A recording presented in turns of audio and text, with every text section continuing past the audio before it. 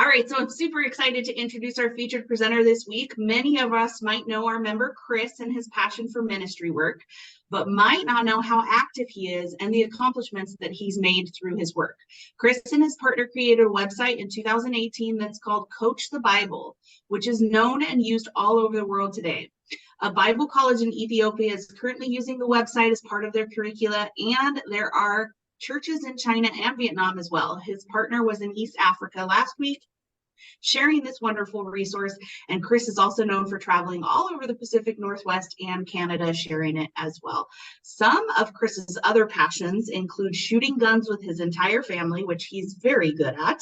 And these skills do require a hyper focus or like a focus that's focusing on a target or a goal, which really helped Chris to help business owners be more successful and reach their highest potential. It's my privilege today to introduce you all to Chris Moore with Biz Strategists.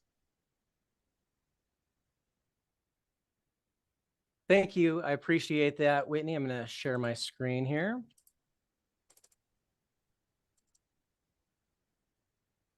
Do I get a thumbs up when everybody can see that? Fabulous. Good morning, BNI and guests. I'm Christopher Moore, a business coach with Biz Strategists in Gresham, Oregon.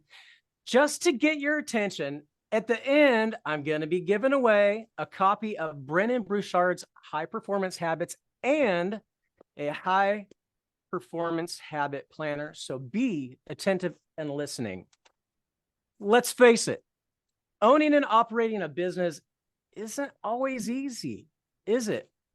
I'm going to be going through the 6 steps to navigate through crisis in your business, because all of us, or at least some of us, have gone through crisis one time or many times in business ownership.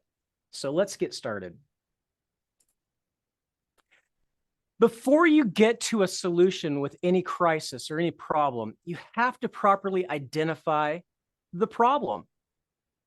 Here's some questions that I'll typically go through with my clients to kind of flesh these different stages out. 1, what is the problem or challenge or issue? When did you first become aware of the situation? Because sometimes these are very self-evident, or these challenges or issues have been in the wings for quite some time. What are the factors that had gotten you there? What were the warning signs? And one of the most important questions here, though, is what's the current impact? Impact on your employees, impact on your customers, your vendors, impact on your company or the finances. But most importantly, what's the impact on your state of mind? What's the impact on your family? We have to know what your current reality is before we can move on to a solution. So the next step in the process, I like and prefer to identify the worst case scenario. And all of these questions, I'll have a PDF that I can put in the chat if you're interested in having these questions just for your own sake. But what is the worst case scenario? What are you concerned that will really happen? And what are the factors that would cause that worst case scenario to happen? And here's where I really like to have people start writing things down as we're going through this process. What of those things can you control? What are those things that can kind of keep that worst case scenario from happening? And which of those can you control? Because we'll go over those when we set an agenda and we set those goals. Examples of worst case scenario. I've shared with some of you before, back in the late 90s, my dad had an irrigation business and I was in college. My stepmother was diagnosed with stage 4 cancer. Dad was so busy having to take care of her that he couldn't take care of his business. I ended up leaving Portland State in my senior year to take over Dad's business. And she eventually had passed away from that cancer, and we had to reincorporate Dad back into that business. So mitigating those issues from happening is diligent, at least the ones that you can. You need to have proper processes and systems in place, a board of advisors. Clearly, a great coach is helpful as well.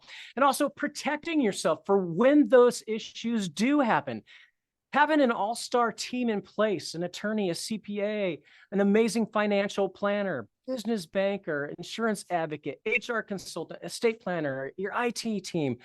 Having those people in place and those relationships in place can be very beneficial. Then I like to move on to the best case scenario. What is the best case scenario? And this is where I like to spend some time, and I'll explain why. I like to dig deep into their feelings, their emotions, have them picture some of the sights and sounds, picturing themselves there in the best case scenario. The goal is to get the person out of their current box.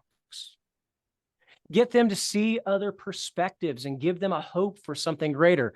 What is the time frame surrounding this scenario? What are the factors that would lead to success in this outcome? And I like to write these things down too, because these are great action steps that they can have. Which of those can you control? What might be holding you back? And which of those can you control? This is important here. This step tends to be about having the right attitude, the right attitude. So then moving on, here's another one. What do you need to know that you don't? Oftentimes, a lot of people will skip this step. They'll just think of the things that they do know. But what is it that you don't know? And how can you find that out? Who would know those things that you don't know that would be beneficial? What local resources do you have to find out? Going to your accountant, your banker, attorney, HR professional, industry associations, the community college, the SBDC, Department of Economic Development, Chamber of Commerce, you name it. There's a lot of places out there that can help you. So who can help you, and don't delay? Interesting statistic, the average time that a business owner identifies that they have a major problem and takes action and actually hires a coach, that average time frame is 3 years. What would happen if they shorten that time? This step, pay attention here, this step is about having the right acumen, right knowledge, the right acumen, right knowledge. Then, who do you need? Who needs to be a part of that? Who will help hold you accountable? Who needs to be a part of the solution that you do have? And who needs to be part of this, the solution that you don't currently have? And where are you going to go to get those people? Next, here's where we like to take a list of actions and work on that worst case scenario and dive deep into the ones that we can control. Based on what the person has discovered, what you know and don't know, what do you need to do to mitigate? That's important. What do you need to mitigate the worst case scenario? Let's take the list of actions from the worst case scenario, dive deep into those. We'll create an action plan and implement some SMART goals. And then something that's important.